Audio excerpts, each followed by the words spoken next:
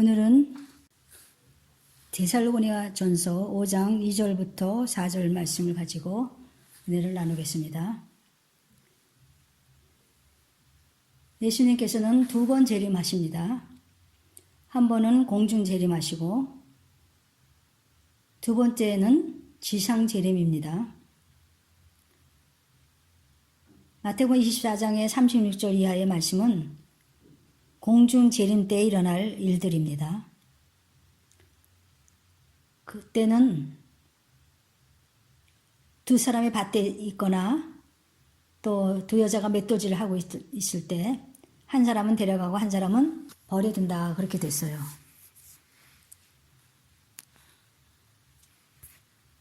그러니까요,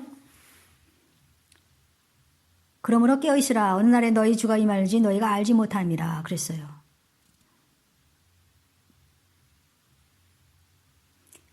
예수님을 간절히 바라고 기다리고 준비한 성도들을 데리러 오시는 것이 공중 재림이고요. 마침 신랑이 신부를 데리러 오는 것처럼 그렇게 오셔서 준비된 신부들을 데려간다고 하십니다. 오늘 데살로니가전서 5장 2절에 주의 날이 밤에 도둑같이 이를 줄을 너희 자신이 자세히 알기 때문이라.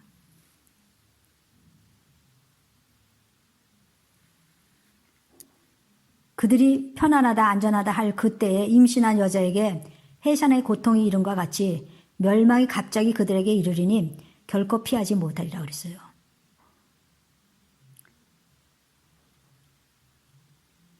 주의 날이 밤에 온다는 겁니다.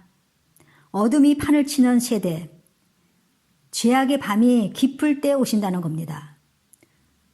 도둑같이 임한다 했는데 도둑은 와서 귀한 보물만 가져갑니다. 우리 주님이 공중 재림하시는 날이면 금보다 더 귀한 보배 같은 믿음 있는 사람을 거두어 가시는 것을 말하고 있습니다. 그러니까 알곡 신자만 데려가십니다.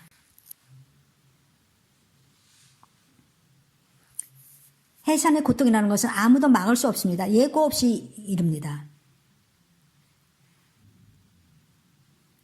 그러니까 공중 재림은 심판이 아니라 신부를 데리러 오는 재림입니다. 데살로니가전서 4장 16절에 써 있어요. 주께서 호령과 전서장의 소리와 하나님의 나팔 소리로 친히 하늘로부터 강림하시리니 그리스도 안에서 죽은 자들이 먼저 일어나고 그 후에 우리 살아남은 자들도 그들과 함께 구름 속으로 끌어올려 공중에서 주를 영접하게 하시리니 그래야 우리가 항상 주와 함께 있으리라. 구름 속으로 끌어올리는 거 끌 휴자예요. 드는 들 거자예요. 끌어올린다는 거예요. 그래서 휴고 사건은요, 신랑 되신 예수 그리스도께서 신부된 교회를 예비하신 처소로 데려가시기가 찾아오신 사건입니다. 진짜 믿는 사람들이 다 사라질 겁니다. 그들이 사라지는 것은 순식간에 이루어져요. 주께서 나타났을 때는 눈 깜짝할 순간에 정말 불가사의하게 사라질 겁니다. 뒤에 남은 사람들에게, 식구들에게, 옆에 있는 자들에게 간다는 말을 할 겨를도 없어요. 그냥 눈 깜짝할 새에 그냥 올라가는 거예요. 세계 전역에서 이런 일이 일어날 것이에요. 그래서 이 땅에 남겨진 자들의 그 놀라움은 얼마나 크겠습니까? 수많은 지역에서 세상 곳곳에서 일어나고 있다는 겁니다. 가족 중에 한 사람이 사라질 거예요. 진실한 성도들은 사라질 겁니다. 교회는 세상의 빛이고 소금인데 빛과 소금이 사라질 겁니다. 그때 세상에 남겨진 자들은 비로소 생각날 거예요. 교회에서 아니면 누굴 통해서 휴거라는 것이 있는데 이렇게 생각할 겁니다. 맞았어. 휴거가 있었다고 했어. 주님이 곧 오신다고 했지? 준비하자고 했지? 하면서 가슴을 칠 겁니다. 부르짖을 겁니다. 그러나 때는 이미 늦었습니다. 사실 이때를 위해서 주의 종들이 주님을 맞을 준비하자고 외치는 거예요. 근데 이 복음을 대수롭지 않게 생각들을 하고 있어요. 하지만 때가 되면요, 온 세상은 이 일이 실천될 것이고 그때 자기는 못 올라간 것을 알게 될 겁니다. 천지는 없어져도 내 말은 없어지지 않는다고 예수님께서 말씀하셨습니다.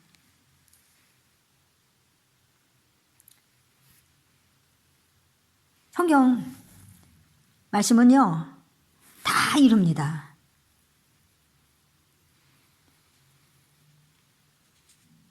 우리는 정신 차리고 준비하고 예배에다가 세상 없어도 그날에는 여기 남아있지 않고 모두가 들림받은 성도가 돼야 됩니다. 그때 많은 알곡들이 올라갈 때 아마 우퍼가 와서 외계인이 와서 데리고 갔다는지 막 이러는 것을 막 퍼뜨릴 겁니다.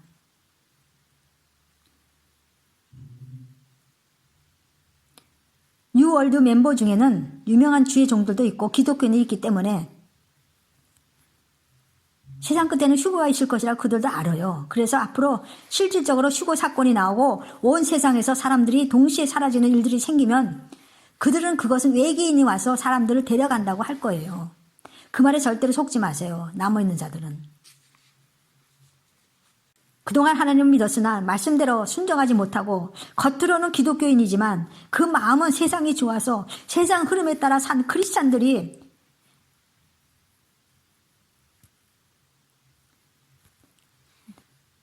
전 세계에서 사람들이 실종되었다는 뉴스를 접하게 되는 겁니다. 그때 눈물을 흘리고 회개할 수밖에 없는 거예요. 적그리스도를 따르지 않을 겁니다. 올라가지요. 휴거돼서 올라가지요. 남은 자들은요, 눈물로 회개하면서 적그리스도를 따르면 안 되는 거예요. 이제는 목숨 내놓는 거예요. 순교가 되는 거예요. 순교밖에 없어요. 딱 한 번.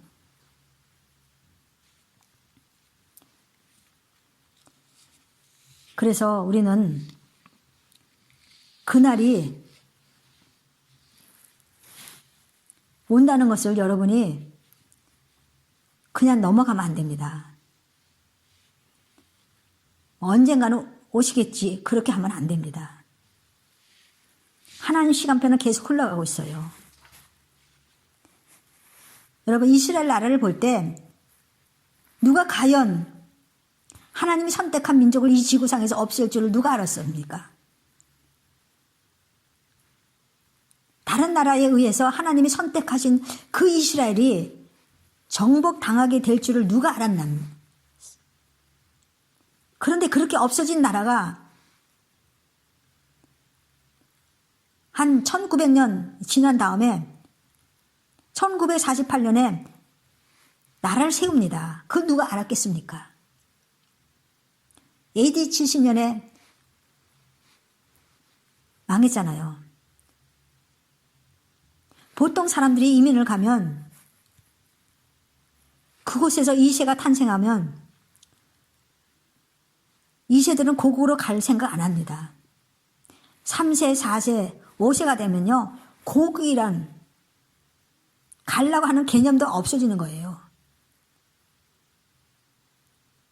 그런데 세상 각지에 흩어져서 그렇게 오랜 기간 동안에 살던 그들이 어떻게 나라를 세울 수가 있다는 겁니까?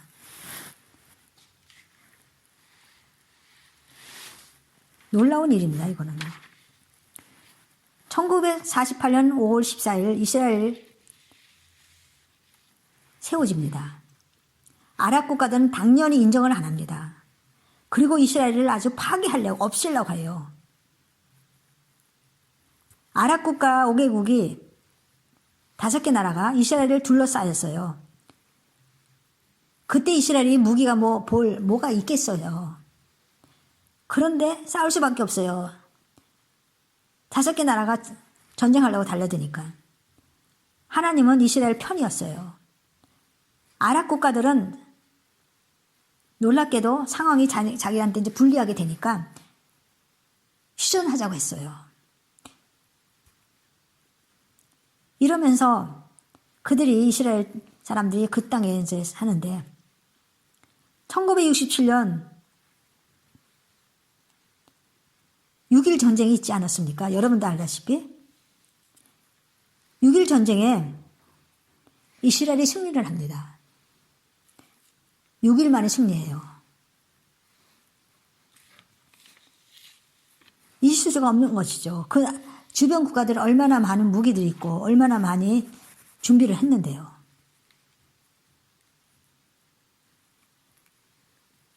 하나님께서는 이스라엘이 멸망에 대해서도 여러 번 예언했어요. 다니엘서나 에스겔서나 예레미야 그대로 이루어졌습니다. 그리고 그들이 다시 고토로 다시 돌아간다는 말씀이 또 그대로 이루어지는 겁니다. 그러므로 예수 그리스도의 재림이 또 그대로 이루어짐을 우리는 믿습니다.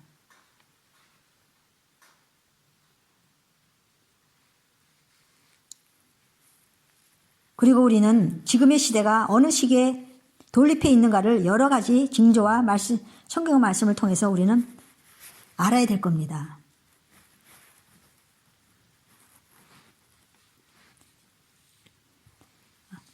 하나님께서는 어떤 때는 해와 달과 별이 특별한 움직임을 통해서 징조를 또 보여줘요.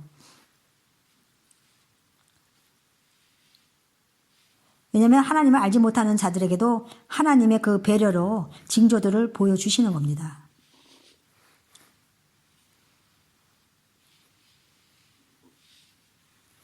그러니까 해와 달과 별들이 움직임은 창조물 속에 감추어 주신 하나님의 특별한 계시입니다. 예수님의 초림 때 보십시다. 예수님의 탄생에 관해서 얼마나 많은 하나님의 약속의 말씀들이 이스라엘 사람들에게 주어졌습니까? 창세기 보면 메시아가 누구에서 태어날 거를 벌써 예언했어요. 이사야서도 또 어느 장소에 태어날 것이나도 미가서에 보면 알려주셨어요. 어떠한 방법으로 태어날 것인가 이사야서에도 있어요. 그리고 어떤 것을 사역을 할 것인가 이사야서에 다 말씀했어요. 아주 소상하고 정확히 알려주고 있습니다. 그런데요, 정작 그렇게 예언한 예수님께서 유대 땅 베들레헴에 탄생했는데 성경에 능통하고 성경의 말씀을 줄줄 외우는 그들의 유대인들은 그분이 탄생을 알지 못했다던 거예요. 동방의 박사들이 별을 연구하다가 알아진 겁니다.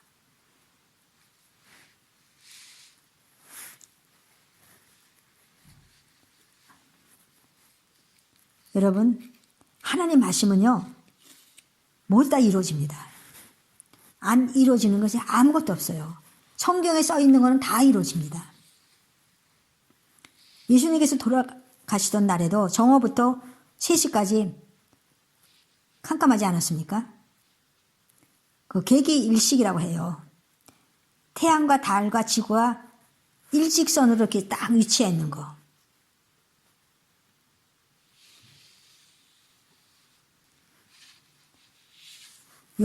요엘서 2장 31절에 주의 위대하고 두려운 날이 오기 전에 해가 어두워지고 달이 핏빛같이 변한다 그랬어요.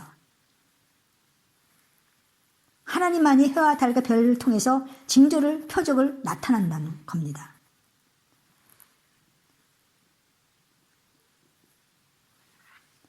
(2차) 대전이 끝난 후에 유대인들 가운데는 많은 상당수의 지식인들이 무신론자가 되었어요. 그 이유는 2차 대전을 계기로 2차 대전 중에 600만의 유대인들이 나치에게 학살되는 것을 보고 그들이 실망한 겁니다. 여호와 하나님이 정말 살아계시다며 우리 민족이 이렇게 처참하게 죽어가는 것을 왜 보고만 계실 수 있는가?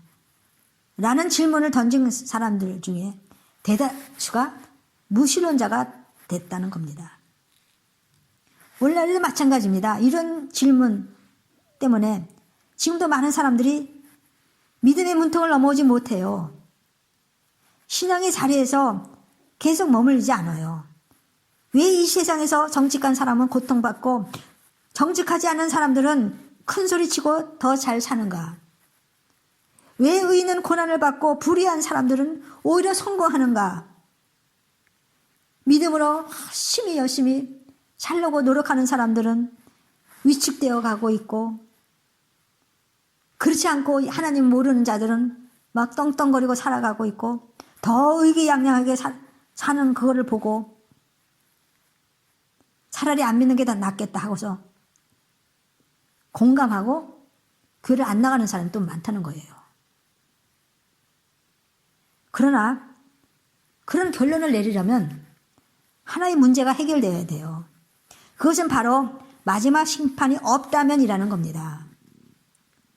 마지막 심판이 없다면 저와 여러분도 이상 더 예수 믿을 필요가 없어요. 과연 마지막 심판은 진실로 있는 것입니까?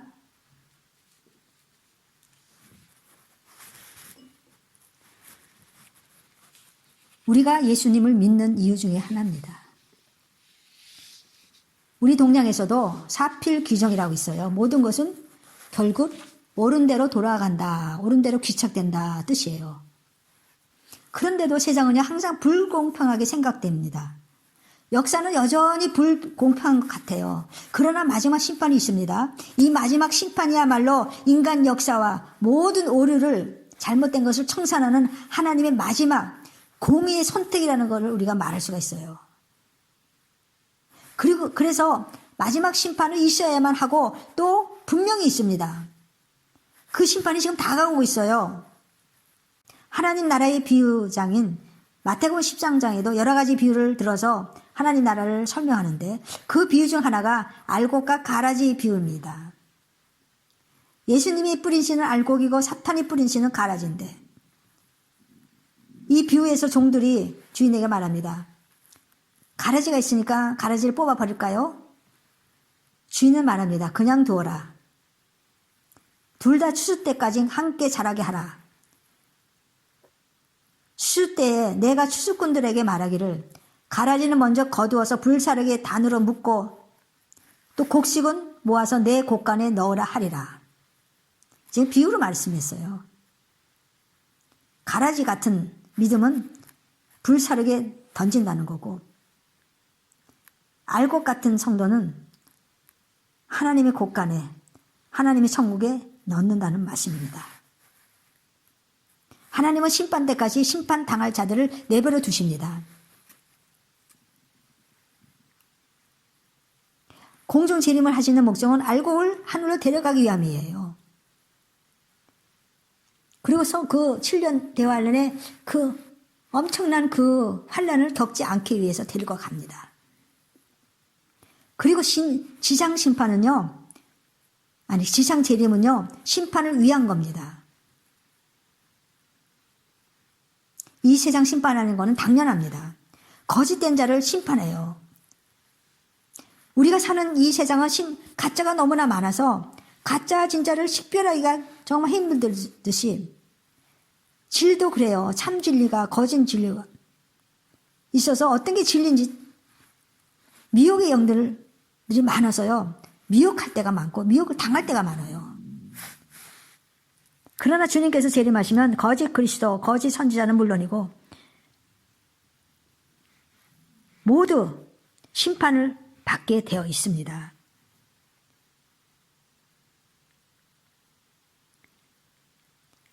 예수님의 12제자 중에 가룟 유다는 분명히 가라지였습니다.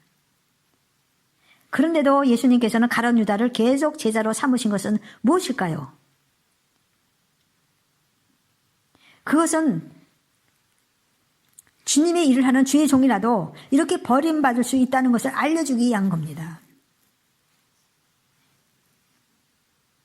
죄인도 심판 때까지는 내버려 두신다는 것이에요.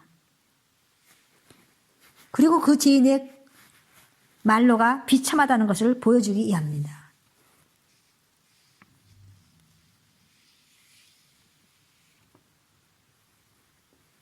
이것은 오늘날도 주의 종으로 혹은 교회의 직분자로 쓰는 것 같지만 가룟 유다 같은 사람이 있다는 이야기입니다. 그러니까 마지막에는 심판 받는다는 사실을 보여준 말씀인 것입니다. 그렇기 때문에 주님이 재림하시면 거짓 믿음과 참 믿음이 구별될 겁니다. 거짓 종과 참 종이 구별될 겁니다. 우리 모두는 그저 참종, 참 믿음 속할지언정 거짓 것에 속하는 사람이 되어서는 아니 될 것입니다. 우리는 믿어도 참으로 믿어야 합니다. 그래야 그날에 승리하고 천국을 기업으로 받는 여러분이 되시기를 주의 이름으로 축복합니다. 늙은 자부터 심판한다고 했어요. 에스겔 9장 6절에 보니까 늙은 자와 젊은 자와 처녀와 어린이와 여자를 다 죽이되 이마에 표 있는 자에게는 가까이 하지 말라. 내 성소에서 시작할지니라 하시매 그들이 성전 앞에 있는 늙은 자들로부터 시작하더라. 이것은 심판은 늙은 자부터 시작한다고 했는데 이 말은 교육자와 오래된 자, 목사, 장로, 권사, 집사, 오래전부터 오래된 게 믿는 자부터 초신자에 이르기까지 심판한다는 거예요.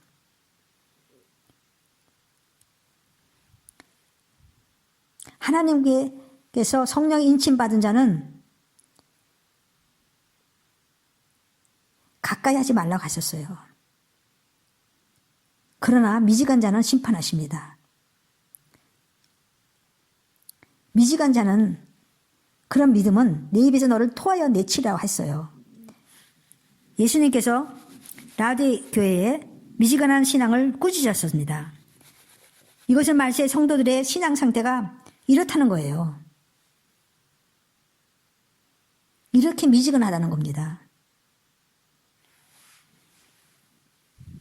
그래서 주님은 이것을 우리에게 말씀해 주신 겁니다. 계시록 3장 19절에 물은 내가 사랑하는 자를 책망하고 징계한다 그랬어요. 사랑하니까 책망하는 거예요. 사랑하니까 징계하는 거예요. 여러분 죄를 짓고 있는데 가만히 놔두는 거는요. 사랑하지 않는 거예요. 내가 지나가는 아이들이 못된 짓을 해도 내가 그들을 막 데려다 놓고 책망을 합니까? 안 하지요. 그렇게 안 합니다. 그런데 사랑하니까 징계한다는 거예요. 사랑하니까 중병이 들게 하는 거예요. 사랑하니까 그 사업이 망하는 거예요. 왜냐하면 그렇게 가다가는 계속 멸망의 길로 가기 때문입니다. 그렇게 가다가는 계속 멸망의 길을 가요.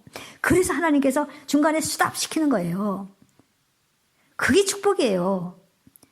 계속 죽을 때까지 우리 사업이 잘 되고 물질이 많고 건강하고 하나님 필요 없어요. 그러면요.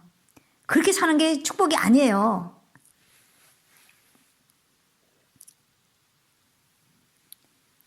(1900년대에) 들어와서 독일부터 시작한 그 이성주의, 과학주의적인 그런 고등 비평을 신학이 도입해갖고 성경을 역사적, 과학적, 철학적으로 철저히 비평하게 돼 있어요. 성경은 하나님의 계시로 된 책이지 인간이 뭐 과학과 뭐 이성을 통해서 고등 비평할 책이 아닙니다. 그런데 독일로부터 시작된 이 자유주의 신신학은요, 성경을 비평하여 성경은 과학적으로 맞지 않다. 뭐 성경은 신하다. 성경에 기록된 이 모든 것은 다 기적은 신하다. 이 운동이 1920년대부터 미국까지 퍼져서 자유주의, 현대주의, 신신학이 각 교회 강단에 마귀의 그 전염병처럼 스며들어와서 결국 유럽의 교회까지도 뒤따라 완전히 죽은 교회들을 만들어 버린 겁니다. 그래서 그들은 입을 모아서 신하다, 성경은 뭐 비과학적이다. 이렇게 되니까 누가 성경을 믿겠습니까? 누가 교회에 나오겠습니까? 그러나 그들은 교회에 나오는 건 또, 교회에 나오면 윤리적으로 또 내가 또 착하게 살고, 마음이 또 그렇게 하면 편하고, 그런 마음으로 나오지. 누가 정말 믿음으로 천국을 바라보면서 정말 주님 앞에 회개하면서 나오는 신령들이 얼마나 많았습니까?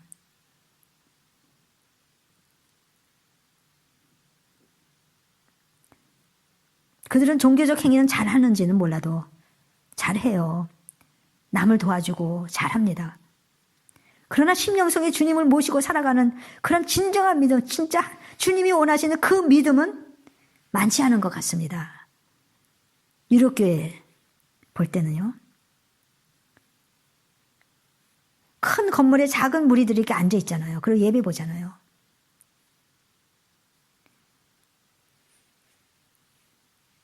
이 성경을 예수님을 만나보지도 못하고 구원도 받지 못한 그 타락한 인간들이 뭐 철학적, 과학적으로 고등 비평을 한다는 건 너무 우스운 일입니다. 그래서 루터의 종교개혁 이후부터 오늘날 교회는 가장 부패한 교회라는 오명을 듣게 돼 있어요. 지금이야말로 마지막 때엔 설교가 정말 필요한 시기가 왔음을 생각이 됩니다. 호세아 4장 6절에 내 백성이 지식이 없음으로 망하는도다. 너가 지식을 버렸으니 나도 너를 버린다. 지식을 버린 건 하나님 말씀을 버린 거기 때문에 나도 너를 버린다. 그러므로 오늘 여러분은 열심을 가지고 믿되 먼저 바른 말씀의 지식을 갖도록 힘써야 합니다. 교인들이 자유주의 교육자 만나면요, 자유주의 교인이 되어버리는 겁니다. 베드로후서 3장에는 보니까요, 왜 예수님의 재림은 아직도 이루어지지 않는가 하는 질문에 베드로후서 3장 3절에 먼저 이것을 알지니 말세에 조롱하는 자들이 와서 자기의 정욕을 따라 행하며 조롱하여 이르되 주께서 강림하신다는 약속이 어디 있느냐? 주상들이 잔 후부터 만물이 처음 징조될 때와 같이 그냥 있다 하니, 이것은요, 주의 강림하신다는 것을 비웃는 자들이 와서 그렇다고 말을 한다는 거예요. 비웃는 자들이 누구겠습니까? 당연히 불신자들이죠. 그런데 여기서 보면 당연히 불신자만 대상을 놓고 한 거 아닙니다. 교회 다니는 사람한테도 이렇게 말하고 있어요.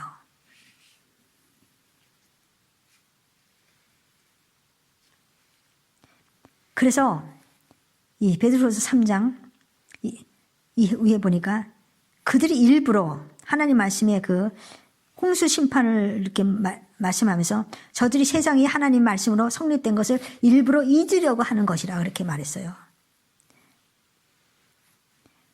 그리고 하늘과 땅은 멸망의 날까지 보존하였다고 했어요. 옛날에는 하나님께서 물로 세상을 심판하셨는데 이제는 물을 통해서 아니고 불을 통해서 심판합니다.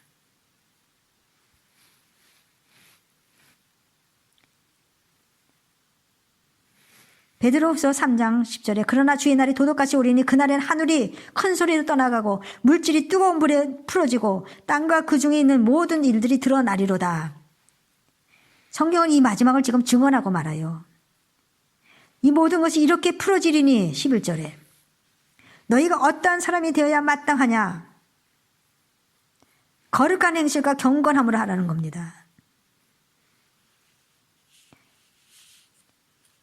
그러면서 베드로서 3장 12절에 하나님의 날이 임하기를 바라보고 간절히 사모하라 그랬어요. 저와 여러분요, 하나님의 날이 임하기를 바라보고 사모해야 됩니다. 그렇지 않으면요, 우리가 깨어 있을 수가 없습니다. 그날에 하늘이 불에 타고 풀어지고 뜨거운 물질이 모든 것이 뜨거운 불에 녹아진다 그랬어요. 이것이 세상의 최후의 모습이라면 우리는 어떻게 살아야 하겠습니까?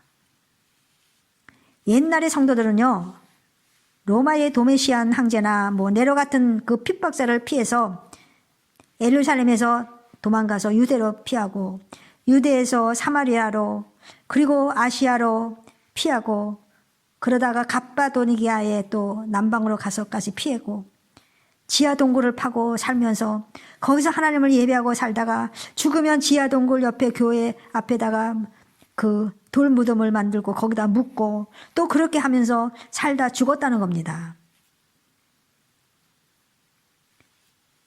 그 굴을 17층까지 파고 내려갔대요. 그 중에 몇 군데는 굴로 발굴이 되어서 돈을 받고 이제 개방을 했대요. 그 굴에 들어갔던 사람이 말하기를 그 굴이 얼마나 험한지 겨우 지하 6층까지 내려갔다가 다시 못 내려갔다고 그냥 나왔다고 합니다. 그렇게 지하를 파고 살았을 뿐만 아니라 거기 요소요소에다가 또 교회 처소를 만들고 예배하고 찬양하고 핍박자들이 오면 삽시간에 신호를 해서 도망가고 숨고 그래서 그들이 찾지 못했다고 합니다. 성경에는 갑바도기아 말이 두 군데밖에 없어요. 히브리서 11장 37, 40절에 보면 마지막 부분에 보면 믿음의 사람들이 광야와 아니면 산과 동굴과 토굴에서 짐승의 옷을 입고 유리하면서도 믿음을 지켰다는 말씀이 나오는데 그 곳 중에 하나가 갑바도기아입니다. 습한 토굴에서 그리스도인들은 숨어서도 믿음을 지켰다는 겁니다. 그들은 우리가 똑같은 사람들인데 좋은 세상에서 좋은 것 먹고 따뜻한 침대에 눕고 싶지 않겠습니까? 자녀들도 훌륭하게 키우고 싶고 자녀들에게 좋은 음식 먹이고 싶고 그러지 않았겠습니까? 근데 그들은 그렇게 살지 못했습니다. 그들은 낮에는 짐승의 가죽을 쓰고 나와서 짐승처럼 행세하면서 살았다고 합니다.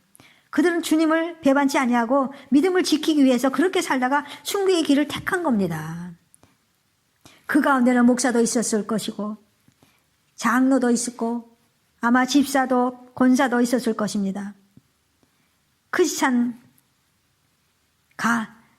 기업인도 있었을 겁니다. 과연 그들은 불쌍한 인생을 살았습니까? 따뜻한 집안에서 사는 것이 아니라 습기 차고 추운 동굴 속에서 자고 살아야 하는 그들은 불행한 삶을 살았습니까? 아닙니다. 그들이야말로 지금 천국에서 얼마나 기쁨으로 살고 있겠습니까? 그들은 없어질 이 세상을 준비한 것이 아닙니다. 영원히 거할 아름다운 그날을 위해서 준비한 삶을 살았다는 겁니다. 호의호식하고 대궐 같은 집에서 살았던 사람도 이제 다 죽어서 세상에 없습니다.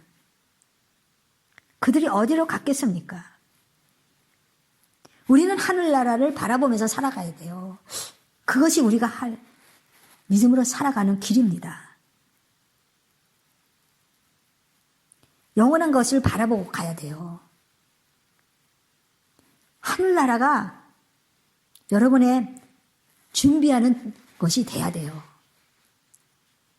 하늘나라를 위해서 그 날을 위해서 우리가 대책을 세우면서 이 땅에서 살아야 된다는 겁니다. 하늘나라에 대해서는 아무 대책도 없이 그냥 나에게 준 환경에 거기에 우리 파묻혀 살면 우리는 그들과 같이 똑같이 멸망할 수밖에 없습니다. 그들은 그렇게 힘들고 정말 하루라도 저 같으면 하루라도 견딜 수 없는 그런 환경 속에서 살다가 지금 얼마나 기쁨으로 살고 있겠습니까?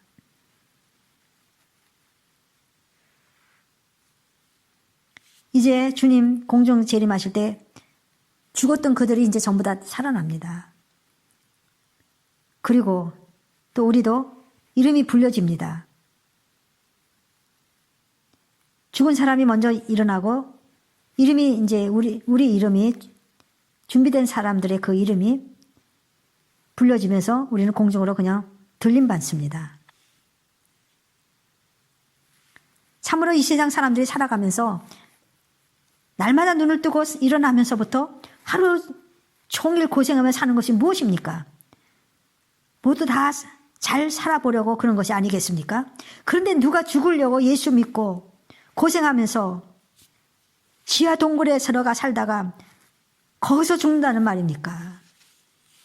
우리는 그렇게 살고 싶지 않아요. 근데 그들은 그렇게 살았다는 겁니다. 사도 바울은요, 고린도 후서 11장에 보니까 40의 한한 매를 몇 번이나 맞았냐면 5번 맞았어요. 왜 그렇게 맞아야 됩니까? 3번 태창으로 맞았어요. 태창 끝은요, 이게 갈고리 됐는데 그것이 그러니까요, 무쇠로 된 갈고리. 3번이나 그렇게 맞았어요. 돌을 던져서 또 맞았어요. 배가 3번이나 파산했어요. 일주일 밤낮으로 깊은 바다에서 있었어요. 그 강의 위험, 강도의 위험, 동족의 위험, 동족들도 죽이려고 그랬잖아요. 이방인의 위험, 이방인도 그랬고요. 광야의 위험, 바다의 위험, 자지 못하고 줄이고 목마르고 여러 번 굶주리고 춥고 헐벗었던, 왜 그런 삶을 살았습니까? 그날이 있기 때문입니다. 마지막 영광이 그날이 있는 것을 확실히 믿었기 때문입니다. 이 땅의 삶은 잠깐이라는 것을 알았기 때문이에요. 여러분도 그렇게 아시기를 바랍니다. 이 땅의 삶은 잠깐입니다. 여러분한테 물으면요, 50살 먹은 사람이나 60살 먹은 70살 먹은 사람 물으면요, 어떻게 살아왔는 줄줄이 아냐고 물으면 저 모른대요. 언제 내가 30살이 됐지? 언제 내가 40살이 됐지? 모른대요. 저도 몰라요. 어떻게 살았는지.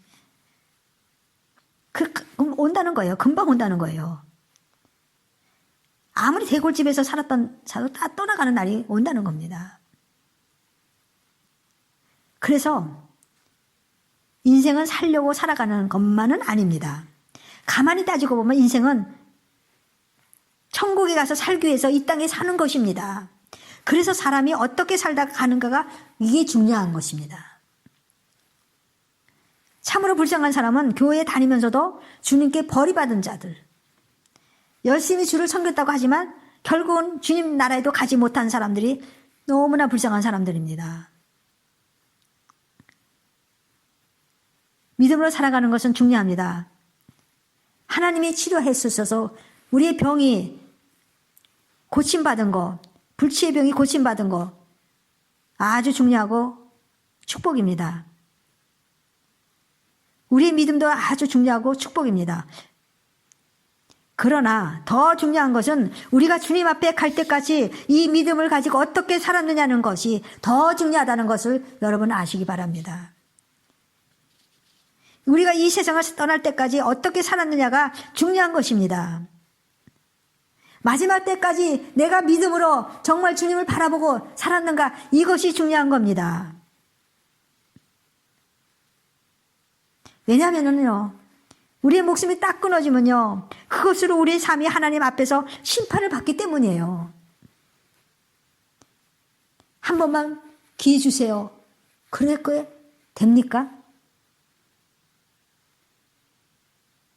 그러므로 우리가 숨쉬는 시간을 믿음으로 주님을 주목하면서 살아봐야 됩니다. 주님 앞에 서는 그날이 있기 때문에, 나를 채찍질하면서 이 세상의 죄와 싸워서 이겨나가야 할 것입니다.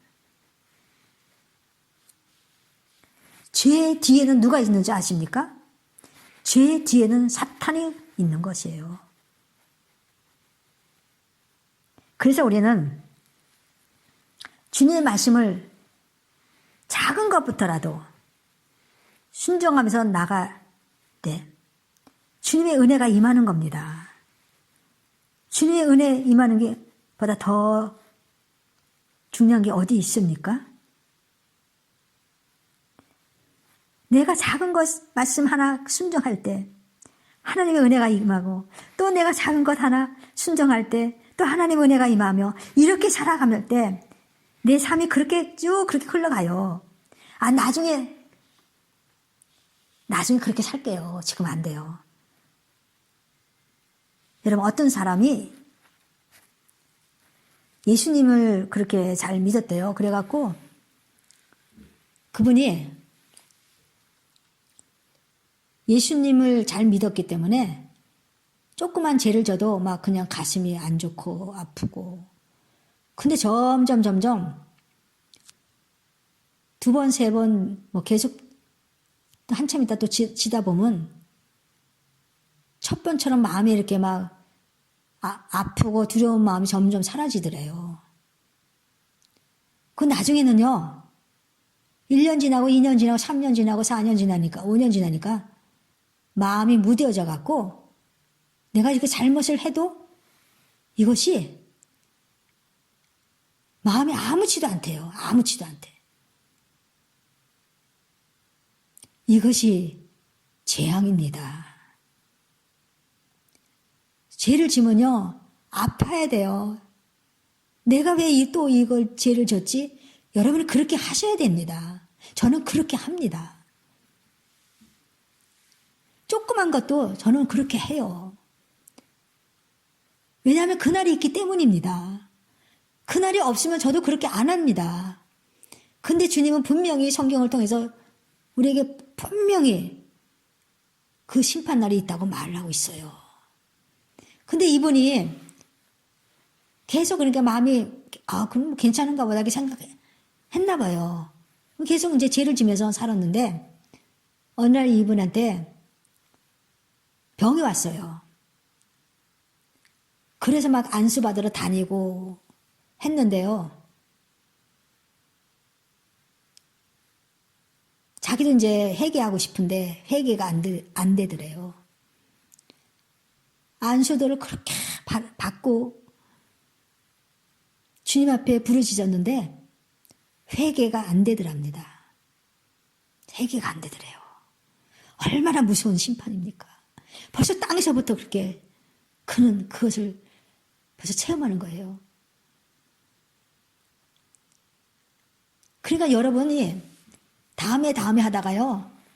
다음에 보증 없습니다. 가란티 없어요.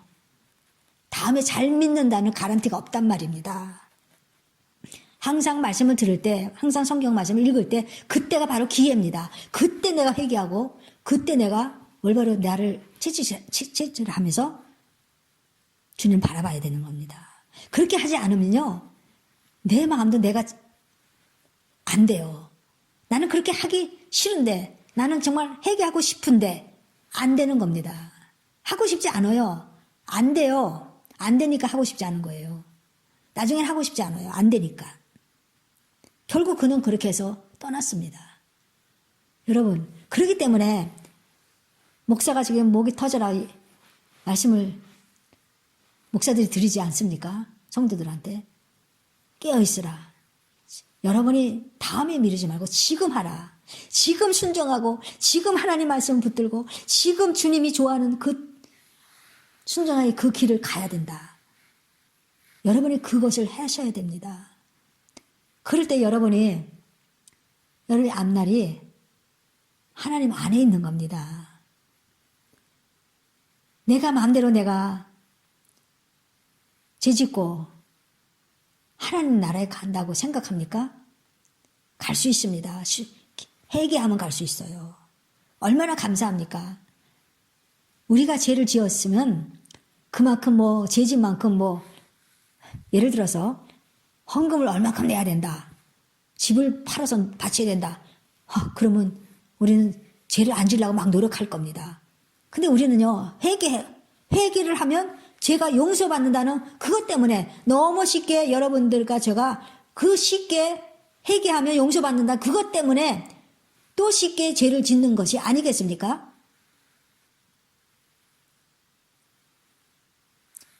여러분, 여러분의 믿음에 따라서 여러분은 자신이 선택하는 겁니다. 앞으로 여러분이 선택하는 거는 여러분이 살 때 벌써 그렇게 선택하면서 살고 있어요. 그래서 주님이 그 길로 그냥 가게 하는 겁니다. 천국을 사모하며 기뻐하면서 또 깨어있어서 그렇게 살은 사람은 그렇게 살아왔기 때문에 그 길로 가게 하고요. 그렇지 못한 자는 그것도 다른 길로 가게 하는 겁니다. 지옥길로 가게 하는 겁니다. 여러분 모두 주님 앞으로 갈 수 있는 자들 되기를 예수님의 이름으로 축원드립니다.